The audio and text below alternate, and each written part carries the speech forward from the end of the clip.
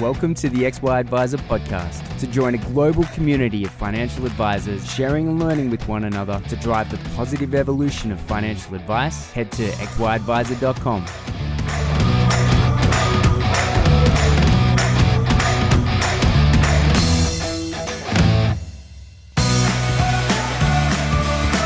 This episode is proudly sponsored by Integrity Life. If the last few years have taught us anything, it's that life is unpredictable, which is why you need to work with a partner that's flexible and loves to collaborate. One that will personalize the claims experience for your clients, one with a balanced approach to underwriting, and one with a competitive and sustainable pricing. Integrity, your partner for life. If you want to learn more about how Integrity is your partner for life, head to integritylife.com.au/XY.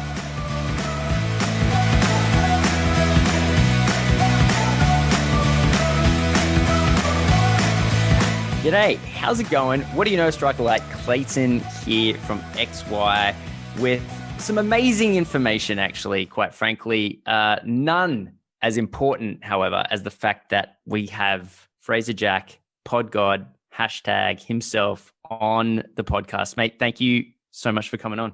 You're welcome. G'day. What do you know? What is it? Strike a light. Yeah. There you going. It's it kind of it came out. I remember when you used to sing that. Actually, now you just you just say it. Yeah, exactly. Basically, it was Ben Nash didn't like that I did it, and I was like, okay, well now I just have to do it forever. But mate, thank you for coming on because we've got so many things to discuss. And interestingly, and I think probably a great place to start is the fact that a certain set of skills, let's call them that, recently came onto the open market, otherwise known as Fraser Jack, for the first time in many years, was no longer hosting a podcast of his own. Oh, boom. Big scoop. Mic drop moment. You just announced it. Nice. I like it. Yeah. So we got in contact, and it goes without saying that I personally think that you are very good at doing podcasting. And if one company lost your skill set, then another one had to reach out and beg for it. So that's basically what I was doing over the Christmas holidays, was begging to work with you. But it is a bit of a thing. The fact that you have done your last podcast with the Goals-Based Advice, which was a very successful podcast. It always was better than this podcast, and it always got the guests first. So you always got the scoops and everything like that. And so that's come to a recent end. Tell us, is there anything that you want to say on that? Well, yeah, I mean, certainly we started that podcast back in 2017 towards the end of the year. And so it's been 2 and a bit years of such a privilege to be able to chat and interview some amazing humans. First of all, yes, they've done some amazing things, and yes, they could all sort of help, or be slightly helpful to the audience, or financial advisors who are the audience. So yeah, it was absolute privilege to be able to interview those people and bring that content to the people, if you like. And it's been great. And in December, people sort of know I left Advice Intelligence sort of in October, continued to run the podcast, but that has finished in December. And we, 2021 is a new year, and certainly going to be out and about a bit more often, but not under the brand, if you like, of the Goals-Based Advice podcast. Absolutely. And so, the huge deal, at least for me, is that, as I step away from the podcast, I guess that's the next scoop, is, I won't be doing the interviewing anymore. It'll be in much better hands under your guidance. And the reason why I guess I'm not doing it anymore is not because I don't love it, because it's a super enjoyable. It's the sort of the highlights of my week, really, is having conversations with people doing amazing and awesome things. But we did do a capital raise last year, and we raised a bunch of cash, and we've been busy beavering away in the background, getting ready to launch, I guess, the next iteration of a couple of parts of the business. And some of that is XY Plus, and we've put a lot of development into sort of figuring out what a paid for version of XY looks like, smells like, tastes like what is it? We've sort of been doing a bunch of stuff, but, developing that membership site and those clear and direct offerings, we're getting really precise around that. And the reason why we figured we should really spend a bit of time doing that is, look, LinkedIn's free, and then LinkedIn has a premium. And it's just a matter of fact is that you're going to get a portion of people who want to pay for the up version of whatever it is that you're providing. And so XY, while its goal is not to produce the majority of its revenue from XY Plus, we do want to make sure that we're doing a really good job. Hey, can I mention something on this? Because I think XY Plus is one of those things like, yes, and I think I've been on the free version of LinkedIn and the paid version, and you do that thing in your mind where we all do. We go, am I getting value for this extra money I'm spending? And then, we all do this thing from time to time. Sometimes we forget about it, but other times we think about, why am I paying this? Yes. And I think one of the things that XY Plus has done is absolutely forced you guys to turn and go, well, okay, we need to provide some extra value. What's it going to be? Because you can't just give the free version and charge some people and not others. Totally. You could, but that wouldn't last long. But it's actually forced you guys into then going outside, thinking outside the box and pushing yourselves further to go, what is the extra value that we can offer? And I know it started out with like discounts and some other things, and but really I think the real value is, or there's two real parts of the real value. To me, it's really around the community that is in that paid membership as well. Yeah, are so giving, and the ones that are really engaged, and it's like a neck level engagement, if you like. Yeah. And the next thing is just the value of the content that's coming out of it. The workshops that are taking place and all those sort of things. Yeah, correct. And that's kind of the two bits, I guess, where we've been able to get an immediate uptick. We've actually just spent a hell of a lot of time, effort, and focus and money on getting our jobs board up and running. So that's something that is super, like we get a lot of activity around the jobs. However, we didn't have the capability of just, we didn't have seek.com, right? So we've had to go and develop, a very specialized, a very simplified version of seek.com to be able to facilitate all the jobs that are on offer and all the people that are looking for jobs. So for example, we've developed, which is, as far as I can tell, the first of its kind, but a way to say that you're open for receiving job offers without declaring who you are. So you can give some basic information, but you can kind of say that you're available for jobs without disclosing who you are. And that's kind of a bit of a, because we sort of got approached by that a little bit. People would be, hey, I don't want to share who I am, but I am available. And so we would do the posting for them. So there's a couple of little things like that going on. And we've done a lot of work around improving the digital, the digital events and the chat boxes and everything. Like, it was really disconnected and sort of, going through YouTube, and it just wasn't smooth. So we've actually sort of onboarded this big thing in terms of being able to host interactive digital events. And they're kind of the things that we're launching with. But where and that's really Emily's world and the tech team. Where I'm spending my time is on something called XY Pulse. And XY Pulse is where our majority of our revenue we expect to receive. And it was a very difficult product to build, in that we're a purpose-driven company. So we exist to drive the positive evolution of financial advice, and our revenue model had to match that. And so essentially, if we were just selling advertising, right, like say a Facebook or a LinkedIn, targeted advertising, to us, that wouldn't be sufficient in order for our revenue model to match our purpose as a company. Hey, this reminds me of the Social Dilemma, right? The Netflix series, and this exact thing, right? Because if you're just selling advertising, or you're getting this product for free, then what was the saying? You are the product. If you're not paying for the product, you are the product. Yes. And so Yeah, this is really interesting. So you're saying that you're very different from those existing platforms and how they work.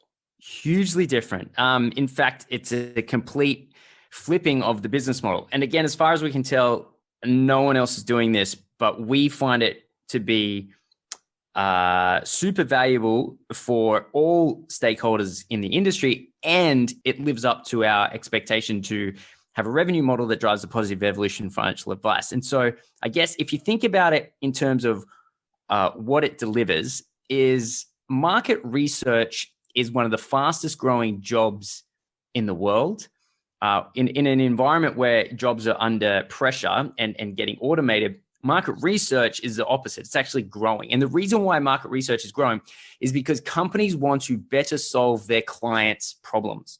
Rather than just creating products out of nowhere or services out of nowhere, they want to be accurate and better solve the problems of their clients. And so what we've said is, hey, large financial institutions, what happens if you could better solve the problems of financial planners by getting access to our SaaS product? And so our SaaS product, what it does, as SaaS is software as a solution, software as a service, I should say.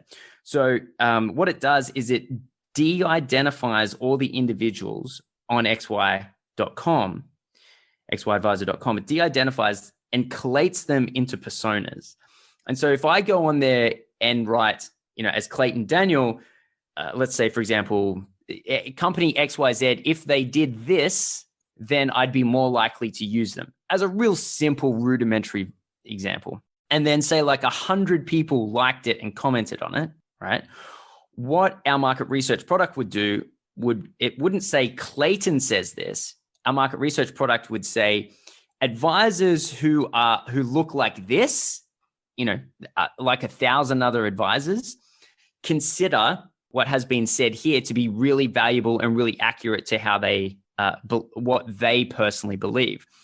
And so it's a very interesting business model in that even though we deal in community and we deal in conversation, we're actually removing identifiable features, mainly because I'm sort of a privacy first kind of guy as well. Yep. Like I'm off WhatsApp, I'm on Signal. I'm not a fan of people selling individual data points. And so our whole business model is centered around creating a product that's valuable to the industry so that they can solve financial planning problems without us handing on any personal details. And as far as I'm aware, that doesn't exist anywhere else. So we're really excited. Can I dig a bit deeper here? Yeah. So will the companies come to you and say, look, we want to know if our blah, blah, blah is resonating? And you then say, okay, great. Well, what are the question we're trying to create, and then put that out to the community to answer? Or is no. based on your... So that's kind of market research 1.0, which is receive question, go get an answer to that question. The way that this product is built is that there is no, like, you're relying on your client to provide the question and the answer. So companies aren't coming to us to solve a particular problem, or I should say to solve a particular question. That already exists. There's many surveyed companies out there. What we can say is, rather than trying to figure out if what you're doing is working or not, just listen to what your audience wants in the first place and build your product to solve those problems, rather than just attempting to solve a problem, then after it's built, asking if you did solve the problem.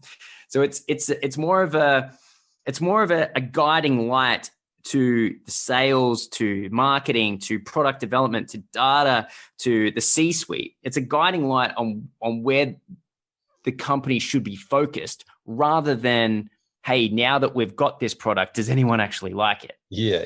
So are you asking the users of the platform to change their behavior in any way? No. You're asking them to continue to their existing behavior, and it might be absolutely a lot of comments and a lot of posts may not be relevant at all. Absolutely. And that's kind of the point. Like, if advisors think something is relevant, even if no one's paying attention to it, then we're going to say the XY Pulse will be saying to the financial services market, hey, you should be paying attention to this because it's exactly what financial planners want solved. And so our whole thing is to not direct the conversation, but as conversation occurs and unfolds, it's our job to, rather than let that conversation, I guess, help other advisors, but then to fall on deaf ears, our job is to take it, clean it up, remove the identifying features, and then stick it in front of the financial services industry and say, hey, this is how you drive the positive evolution of financial advice. This is how you better solve financial planner problems. This is how advisors can look better in front of their clients, right? Ultimately, that's what a product is for, is for it to make an advisor look better. And if the product isn't doing that, then, well, you should be listening to your market so that you can help financial planners better. Yeah, fantastic. So it's about basically taking these conversations that take place and then rattling cages to affect actual change. Correct. 100%, while protecting personal identifying features. Wonderful. Now tell me also, part of the raise that took place last year was around developing a new tech platform for the end user. How's that all going? Well, so the raise was specifically for Pulse, for the financial planning, for the financial services market, the corporates, and for XY Plus. So that's where all of our development has been. Once we secure our revenue model, and also a fantastic person is coming on to take that whole side of the company and to grow it. Once that's been, I guess, set in stone, and we've proven that the corporate market wants this market research product, we will do actually another raise. So we actually need to raise again before we move away from what we currently use as Mighty Networks. We have a white label version who are able to deliver, I'd say, an okay user experience at a relatively low cost for us. I think we pay around $50,000 a year to provide that for free for members. But we want to improve that a lot. That is really just a version 1. But once we've solidified our revenue model, we'll go back to market and raise a bunch more money, and we'll rebuild everything. So we'll move away from Mighty Networks, and the way that I kind of think about it is, the first Tesla was actually built using a Lotus as the chassis. So it was another company's chassis, and they just had to prove that the market wanted a good-looking electric car. And once they did that, they were actually able to raise more money and then go on and to develop their own from there. So we're sort of in that Lotus chassis stage. Very, very good. Very good. So you want to be Tesla, though? That's all. That's all. That's all. That's not too much to ask for, is it? No. Now, I wanted to explore the idea that XY is a media company, and this year in 2021, I've spoken about the concept of spreading your wings, creating some new content that hasn't been seen before, some new content, and expanding on some of the existing content that's being produced at the moment. Let's dig into that. Yeah. Well, we do see, ultimately XY is a media company. On one hand, we have the social media or the professional network, however you want to kind of view it, but a place to ask and answer questions. It's Web 2.0, and there's, that is a community generating content arm of the company. We do a little bit at the moment. So our only content that we've been doing to date has been this podcast, which we can talk about what we've got planned already for this year. But, that started as once a week about 5 or 6 years ago with many different rotating, I would say, hosts. A couple of years ago, I sort of took over it and have since sort of taken it to twice a week, which we've seen, some amazing growth both here in Australia and around the world. But we already have our Southeast Asian podcast set to launch. So we've already got some in the can there, and we've got a fantastic team member of ours, Gwen, who's hosting the XY Southeast Asia.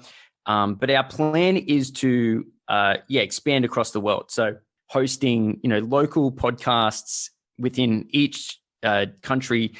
And the reason why is because we think that there's amazing work that already goes on in terms of podcasting in each of these countries, but we want to make sure that we have like our say and our flavor in each country as well, which will then ultimately all push back to the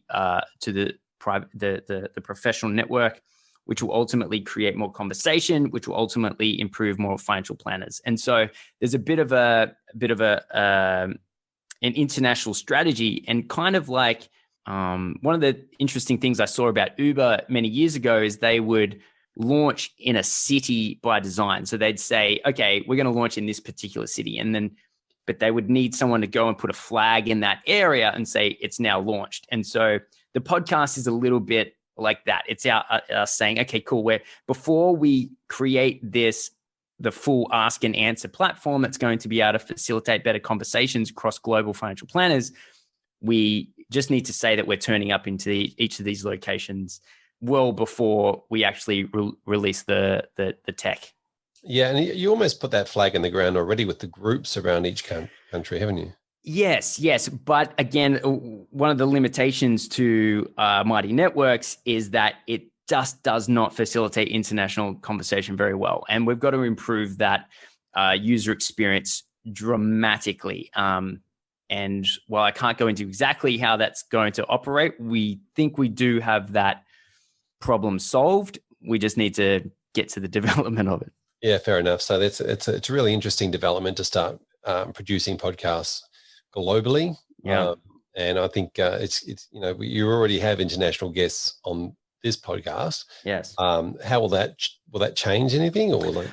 I think so. Yeah, I think so.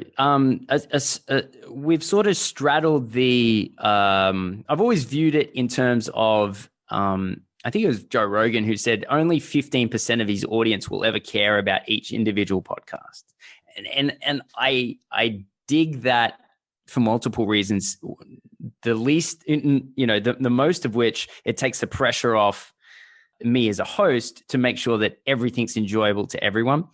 But I think an internationally focused podcast is difficult to achieve well unless you're constantly focused on the non-geographic restrictions. So by that I mean if you constantly refer to the international aspect of financial planning, which of course exists, then you can absolutely nail it. But then there are still things that are happening in terms of rules and regulations that are really important to a particular jurisdiction that I think needs to have a voice as well. And so we've sort of been 75% Australian, 25% international. I don't think it's really worked that well. And so I think it'll probably just be more Australian focused as the international podcasts grow out. Yeah, of course there would be exceptions to that, no doubt. But it would be good to be able to dive into each geographic location with purpose. Yeah, I think you're right. I think I've always used to say that as human beings, we're all very similar from country to country, and when it comes to needs and emotions and those sorts of things in financial coaching and the coaching part of financial planning, very much around the idea of how do we help human beings focus or concentrate. And then the other part of it is absolutely, once we get into technical, it becomes very localized, and our laws and regulations are obviously very different to other countries, and we have to make sure that we do that. And if someone's listening from overseas, that they're going to get nothing out of any of that. So yeah, I think you're right.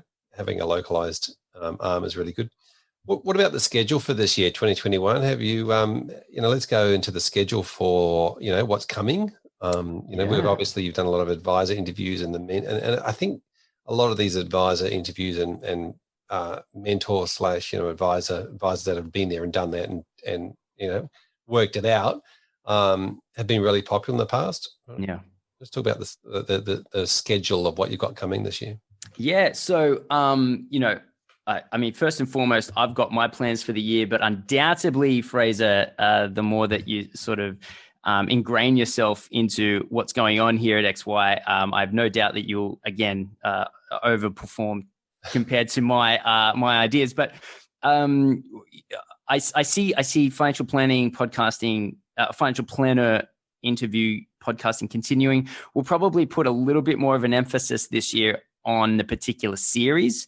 Last year, we did 2 individual series. Actually, it was split. There was an ethical podcast series that was broken up into 2 sets of 5. And then there was a 10-part mental health series. And the ability to deep dive into a particular subject has been really helpful and fulfilling, and sort of breaks up, I guess, the regular nature of a financial planning interview. And I'm sure you've experienced this in terms of you speak to someone doing amazing things, and they're either delivering of advice in an amazing way or acquiring clients in an amazing way, or they're doing something that's super interesting, and diving into that and digging that out and getting those, those gold nuggets for other financial planners to copy in to make their own. That's super valuable.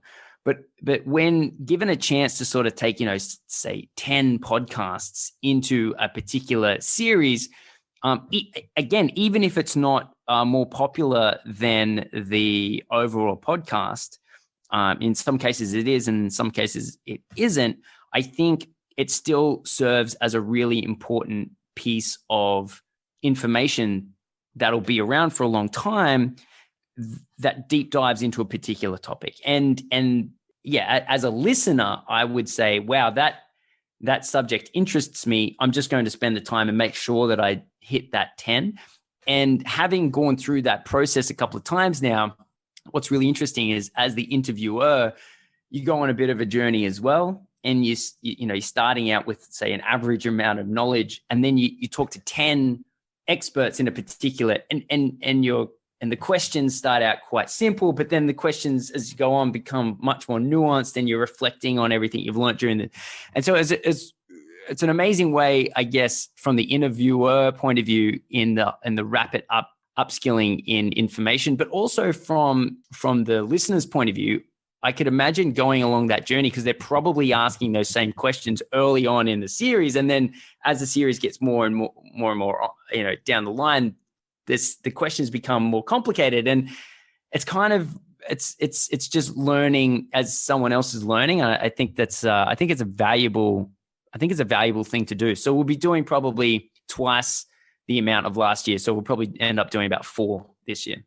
Yeah, I agree. I also think they're a little bit bingeable, yeah.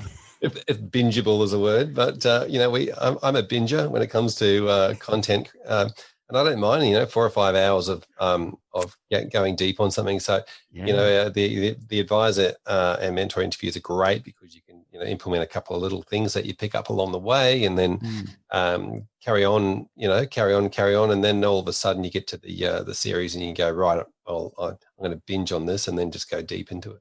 Yeah, correct. Fantastic. And all right, so that's good. And tell us what else has been going on at XY Central.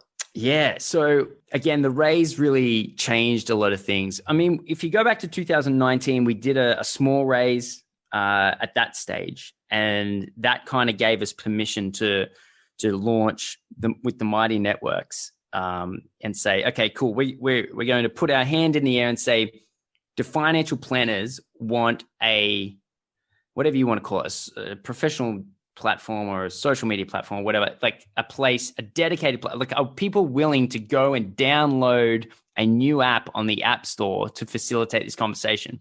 Or should have we just stayed on Facebook? Like, that was really the big question in 2000, which was the big question last year. And we didn't know. And it was the big question. So we raised a little bit of money. That little bit of money facilitated that test. That test was a success and allowed us to raise more money, which is ultimately facilitating the next test, which is the revenue model, XY Pulse.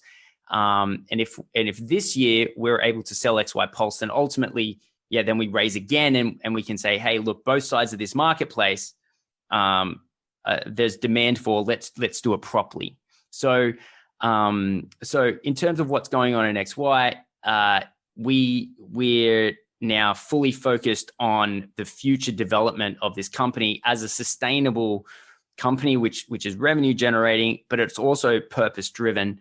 And it's I got to say, sitting here, it's something that started as a hobby 7 or 8 years ago, and then has over time become, I'd say it was really interesting. Like a couple of years ago, I was more than happy to see it finish because I felt like we'd sort of achieved what we set out to achieve. But then there was a certain amount of responsibility. Like if we really could continue it and it was a purpose-driven company, do we then have a responsibility to sort of do our best to try and turn it into a sustainable, ongoing concern? And so that question has now given us a chance to actually make that happen. And it's exciting because I think financial planning is too important not to be done well.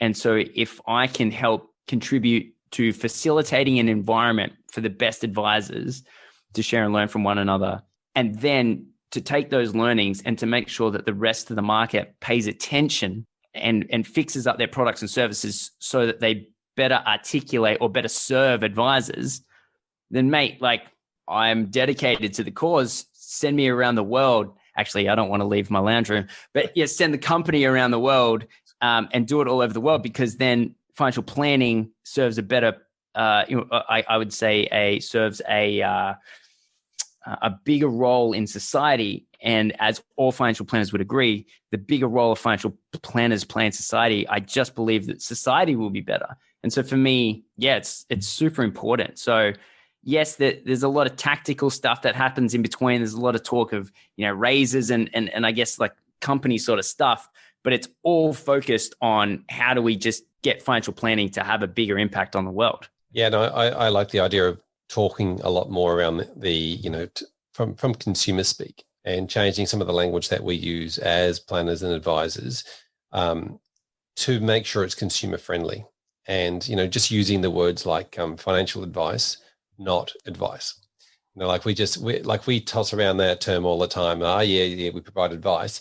It's like, yeah, well, so does a whole lot of other trades and professions, right? But if we start referring to the word as financial advice and the benefit of financial advice to consumers, then and what consumers actually get out of it. So that's a lot of stuff that I want to sort of bring forth in this over the next 12 months as the way that we use our language all the time that actually hurts us rather than helps us promote what we do, those sorts of things. Yeah. But I just wanted to throw a question at you that you're not expecting. A couple of years ago or a year and a half ago, we were really big on this idea of tax deductibility and financial advice. And yes. XY, I know you put your hand up and you said, hey, we're gonna throw some weight behind this as well and try and we're not a political organization, but let's see what we can do here. Yeah. Where has that landed, and how's the journey on that? Because obviously it is a journey, because I think it will happen one day. Yeah, mate. So things are going really well on that end. And going back, that's actually where we launched XY Plus. It was, hey, do you guys want to support us with a small amount of money, and we'll go out and we'll see what we can do in this space. And we did actually bring a couple of hundred advisors along for journey, and they funded our ability to get to the bottom of what needed to be done and what the next steps were. And so I think I've covered it in small detail before in the past, but essentially, in the meetings and the attention that we put into this, we discovered that the way that the industry had been trying to solve this problem was essentially picketing Parliament. Like, we want tax deductibility, give it to us now. And it just did nothing. And what was super interesting is that we found out that the big four, one in particular, I won't say which one, but one of the big four had successfully argued for other industries to essentially revoke what's called Tax Determination 95, which is, it was as you'd imagine, a tax determination. But what that did was it decided what was a capital expense and what was an income expense. And so through this Tax Determination 95, it affected different industries in different ways. But how it affected financial planning is that the upfront SOA was considered a capital expense. And so the ridiculousness of that, and if you consider how ridiculous it is, like a capital expense is a house.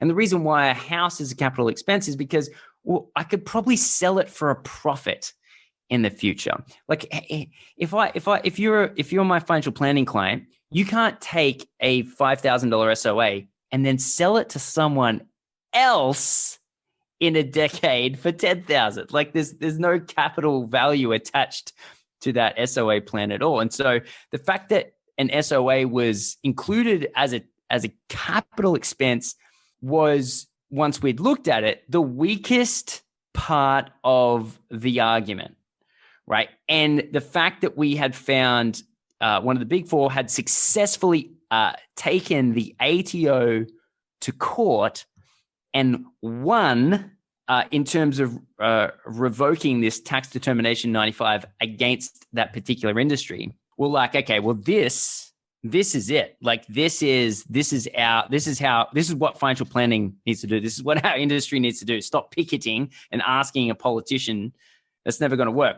We should be approaching this like the other industries have, which is, taking the ATO to court and challenging how that tax determination 95 affects what's written in the legislation as an investment plan, or otherwise known as an SOA. And so that challenge is now underway. And so I can proudly say that the FPA have put in the money to take this to court.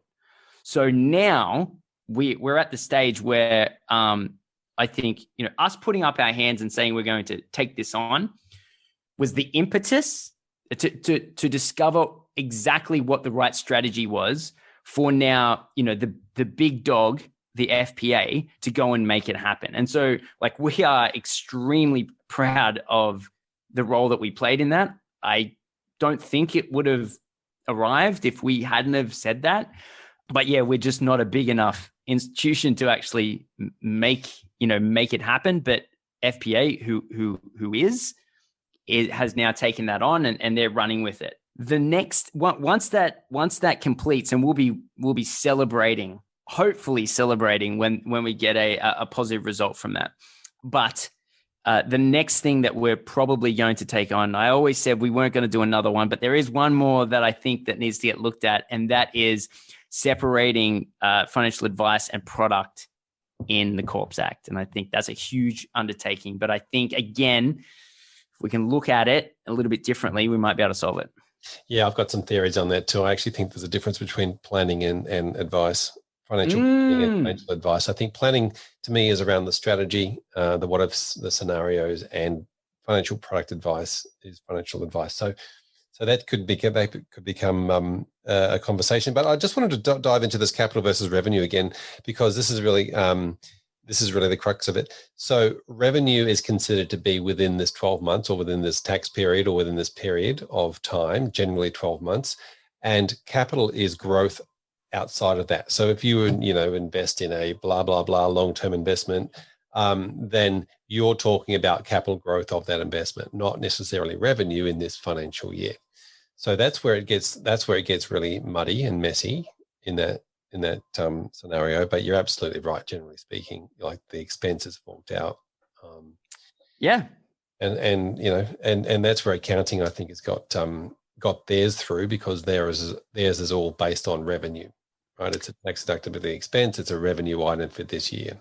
Yes, you're exactly right. It's not clear cut, but that's the point. That's why the experts at the big four, one of the big four, are handling the argument. So yeah, it's interesting. I also think obviously financial planners are sitting there going, well, yes, well, of course, but if they're self-funded as a retiree, surely that's a benefit to the government. Totally. Which is.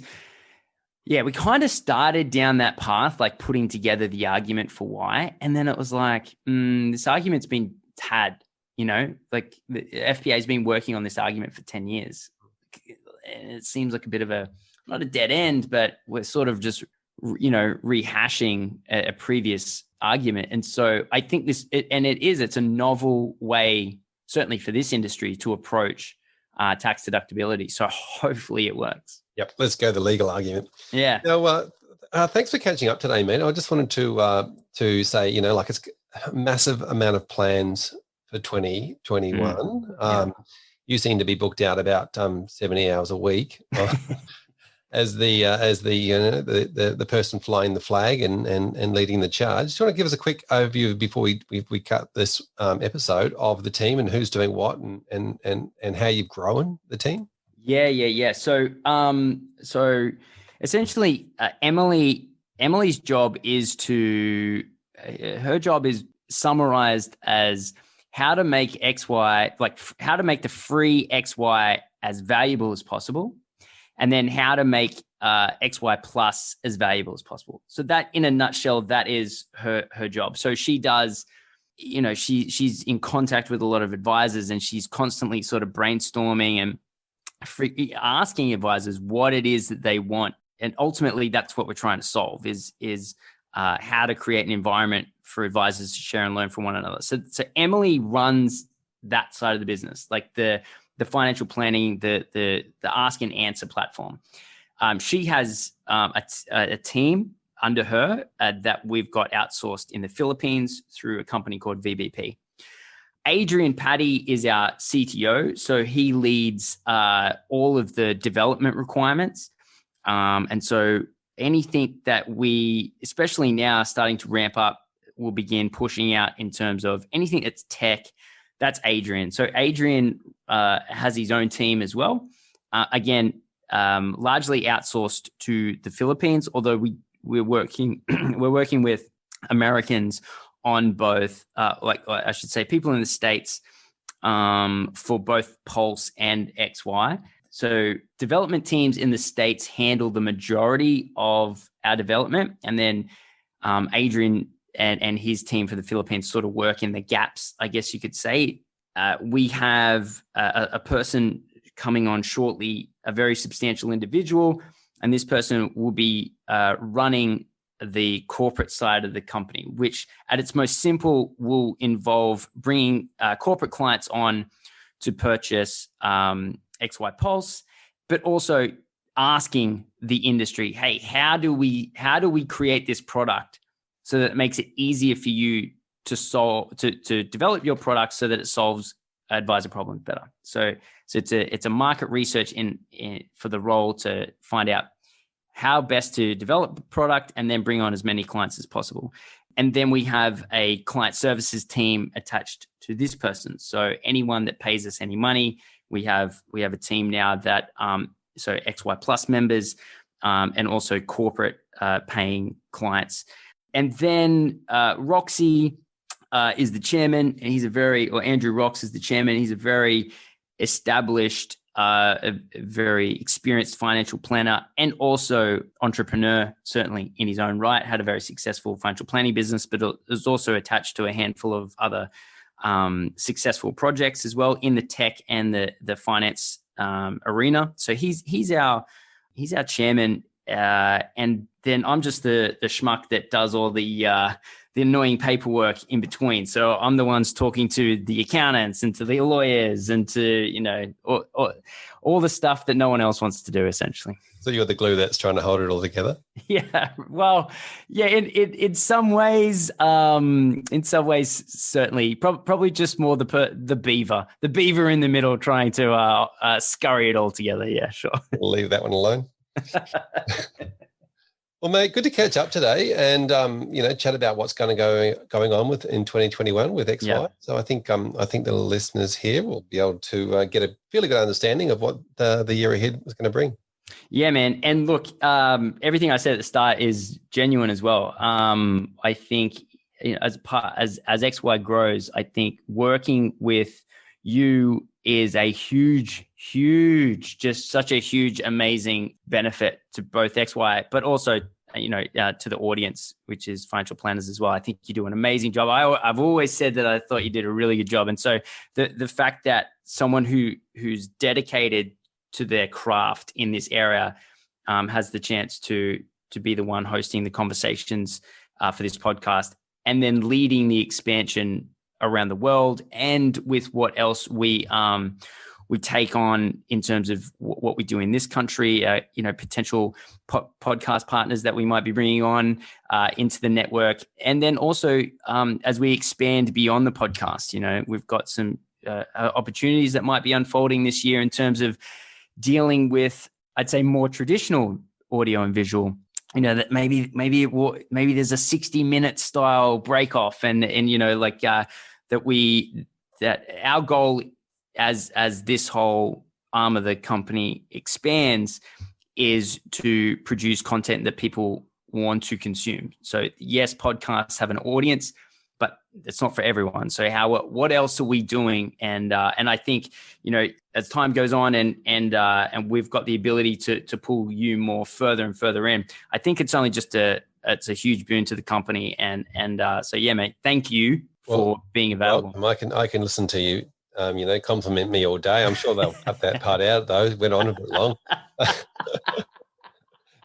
But no, the getting into some actual journalism sounds really interesting too. So I'm looking forward to that. Totally. Yes, I think 2021 is a huge year for everything, and ultimately, a successful XY should lead to a better financial planning industry, both here in Australia and around the world. And so I'm super pumped. Fantastic. Let's leave it there.